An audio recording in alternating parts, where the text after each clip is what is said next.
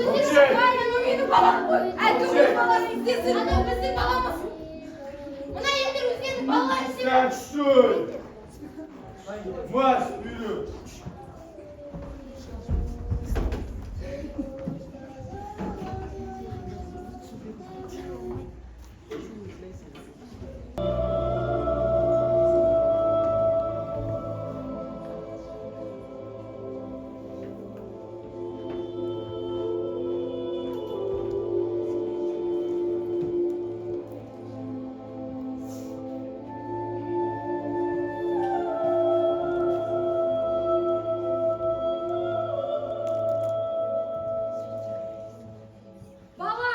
Баламды жіберіңдер, оның ешқандай кінәсі жоқ, балам. Құдай-ай, мынау Бидашаның досы ма? Оның да баласын алып кеткен секілді ме? Балаларын қалай шыңғыртып алып кеткендерін көрдіңдер ғой. Айши, ой, бұл сормаңдай бұның да баласына кеткен болды ғой. Ау, қатындар-ау, баласының артынан жүгірін деп солдаттар таяқ жеп қалмасын. Жіберің мені, жіберің баламды, жібер. Дәмежан, менің баламды алып кетті, Дәмежан, оның ешқандай күнәсі жоқ, Дәмежан. Менің Хабирамды алып кетті, әй, қатындар-ау, бірдеңе деп айтсаңдар. Сен дәрігерсің, көмектесші, сен дәрігерсің ғой, өтініш. Дәрігерсің ғой сен, тыштал.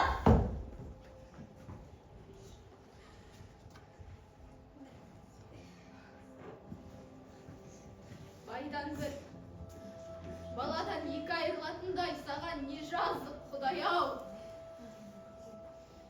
О, Құдай, бар екенің рас болса мына тозақты тыйшы. Осы Құдай, бар ма жоқ па? Өзі жаратқан біздерді дәл осындай қасірет кештіретіндей қайда қарап отыр сол? Қой Жанбике, тілің жаман, Құдайға тіл тигізбей сөйле. Бірің балаңнан айырылдыңдар, ал енді бірің өз қолдарыңмен жерледіңдер.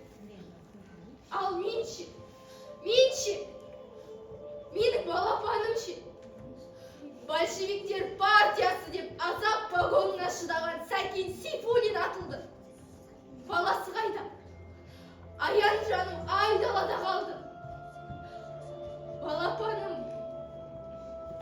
Гүлбахрам-ау, менің есімде. Баламды жерлеген жер көз алдыңда. Осымен осы тозақтан аман шығайық. Баламды өзің тауып берем. Жауыздар! Аян жібер мені, босат, балапаным.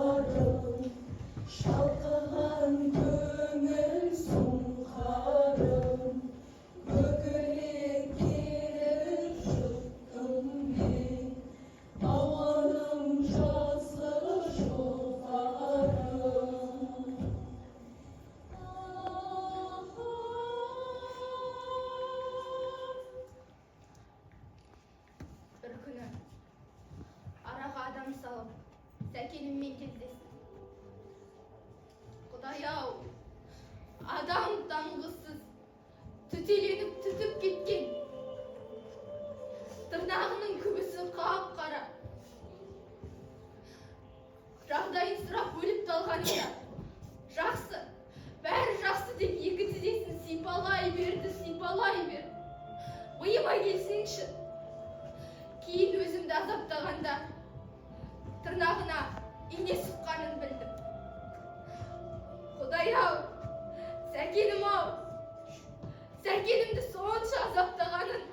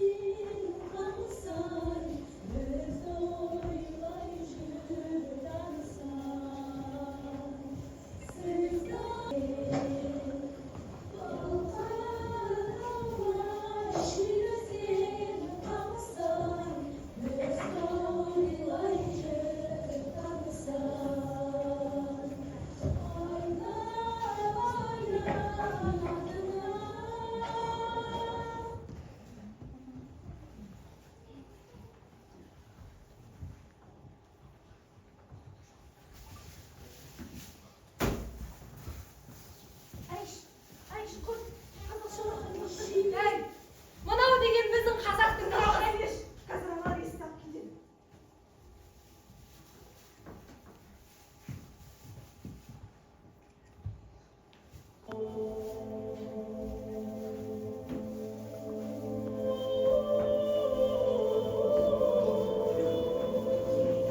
Ей қатындар, бүгін күн тым суық кеткен секілді, иә? Иә, Айбар. Ай, мынау құрт. Жаңа ана жақтан кері, қазақ шалдар кері аға құрт лақтыр.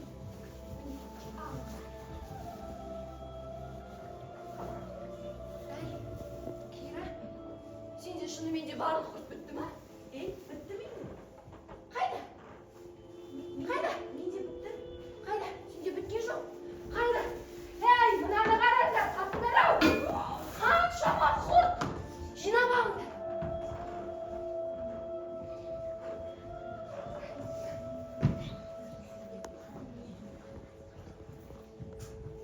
Ай, Кира, сен кәдімгідей жүдеп қалыпсың. Мына құртты сен алшы. Аламын, Кира.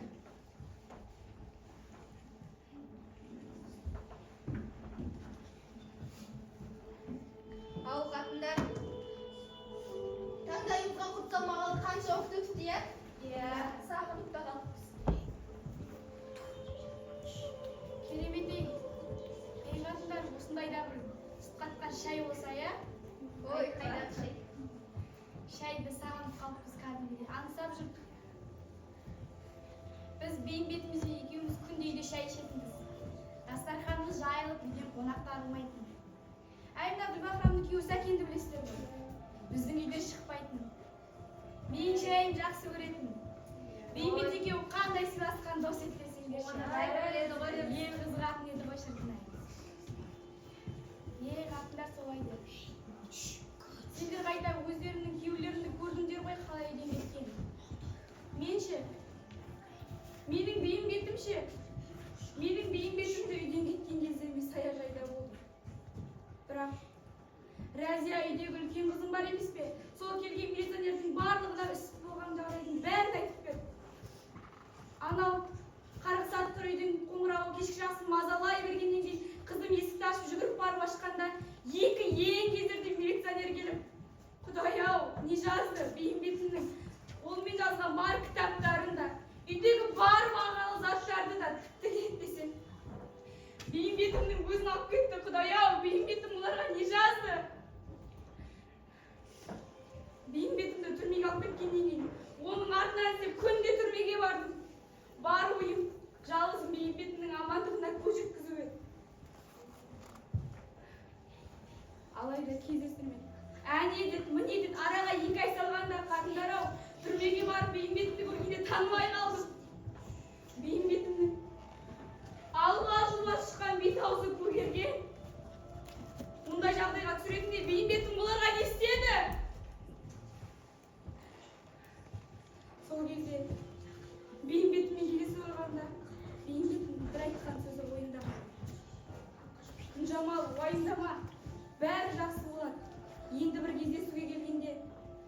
Орындала келші, сағындым деген сөзі бар. Алып келем қыздарымды енді бір кездесуге келгенде. Қарық сатқыр кездестірмеді. Бір солдат шығып, ақпан айында кездесуге болады деді. Қыздарымды жетектеп, Бейімбетіме асығып жүгіп бардым. Бейімбетіме барғанда қыздарым жолда, папа, мама, папамды көреміз ғой, папамды көреміз бе деп жылайды. Мен, қыздарым бүгін папаларыңды көресіңдер, тек жылаушы болмаңдар, папаларың уайымдап қалады дедім. Қайтейін, солдат шығып, майленбей кездесу болмайды, қараңдар деді. Қалай кездесу болмайды? Қалай кездесу болмайды? Қыздарым әкесін көрмегеніне 3 ай болды. Тым құрмаса, бір 5 минутқа кездестірші, Құдай-ау. Бейімбетімнің амандығына көз жеткізсем болғаны. Тіпті керек десең, 3-ақ минутқа кездестірші, қыздарым әкелерін көрсенші. Жоқ, кездестірмеді. Қыздарымды жетектеп үйге қайттым. Амалым қанша? Ақпанда болады деген кездесуге асығып қыздарымды тастап Бейімбетіме жүгіріп бардым. Құдай-ау, Бейімбетіме барған кезде күртеше салып қана үйге қайттым. Үйге келсем, қыздар, папамның өзі қайда? Мына папамның күздік курткасы ғой, папамның өзі қайда? Мама деп жылай берді. Не жыларымды, не күлерімді білмеймін. Папаларың жоқ, енді келмейді. Сендер жетімсіңдер дедім, Құдай-ау. Гүлбахрам-ау, мен қыздарыма өз аузыммен жетімсіңдер дедім. Сабыр. Оның не жазығы бар? Кім үшін? Не үшін? Белгісіз.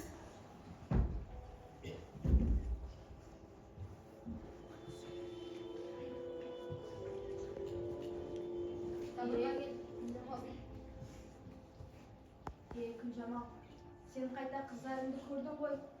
Анау жап-жас Ализаны айтсаңшы. Оның жап-жас баласының тағдыры не болмақ? Искандерді айтам. Байғұс-ай.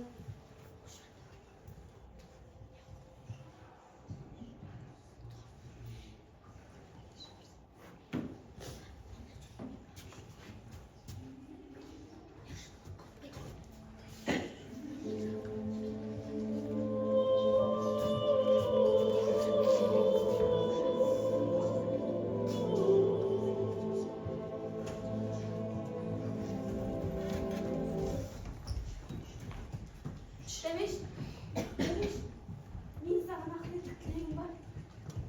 Ерашан, айта қойшы, қандай ақылетті тілек? Мен түс көрдім. Түсімде Дамеш сен тірі жүрсің, сен де тірі жүрсің. Ал мен жоқ. Ерас, қайдағын айтпашы, не деп тұрсың? Сеніңе барып өзің айтасың. Жоқ, қасенге барып сен айтасың. Кира, қайдағын айтпа. Бәріміз тіріміз. Бәріміз аманбыз. Бұйырса осы жерден қашып аман сау шығамыз. Қашамыз қатындар. Қашамыз аман шығамыз.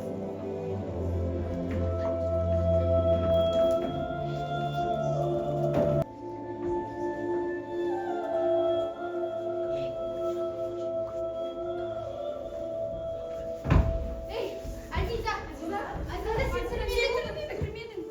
Работайте до завтра. Мынау не әкелді?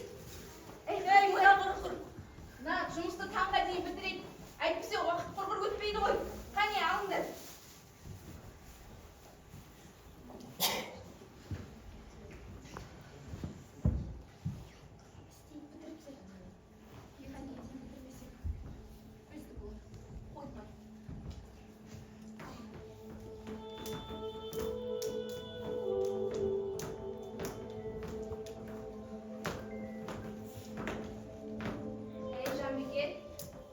Кезінде ойнап берген рөлдерімнен бір ойнап берсеңші, мына Азизаның да көңілі көтеріліп қалсын.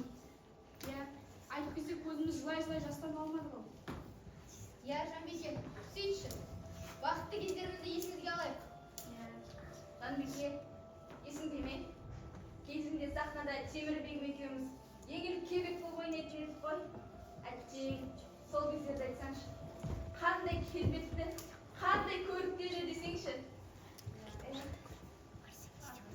Aldırmış. Өзіңізше. Üstіңізде сәнді көйлек, шашыңызды жаратын мәселе. Темірбек ағамен қол ұстасып келетінді. Ал біз болсақ, қараңдар. Темірбек жүргенін өзінің әйелін етіп әкетті. Әйелінің әдемісіне деп тапсырып еді. Қандай қызық кезде. Қыздар, Темірбегім әйелі сондай сұлу болғанын қалайтын. Кезінде сол үшін таң атпай барып, шаштаразға барып, шашымды сәндейтін едім. Қоймайсың, ә? Бізде сәкеніміз екеуміз театрдан шықпаушы еді. Өз дайындан ақша келтіріп шырқайтын. Шынымды айтсам, қызғанатын едім. Ей, қыздар, шындарыңды айтыңдаршы. Сендердің де көздерің салыңдар ғой, ә? Қайдағы, не дейді мынау? Қайтейін. Қиықтай мұрты өзіне жарасушы еді ғой. Құдай бір бақырапта өзіндігін айтып қоймайды. Бұл өмірде менің биім етіме келетін ешқандай сері жігіт жаппай Ой, баста. Әлгі Азизан Аққиталаттың есі кім еді? Әлгі орыс Володя ма еді, кім еді? Иә, сол жұтақты Володя. Менің өміріме қызықшына білмейді, бейімбет екеуім қалай таныстыңдар деп орысшалап қояды. Ал сен не деп жауап бер? Менің орысшам жағдайын білесіңдер ғой қараңдар. Не деуші едің? Хорошо знаlam, друг друга видалам, замуж маслам дедім. Сосын мені ерегісі отыр деймін, қана қолымдағы ресейді аяғымен сабалау. Мен де пашлам деп артында сабалау алсам.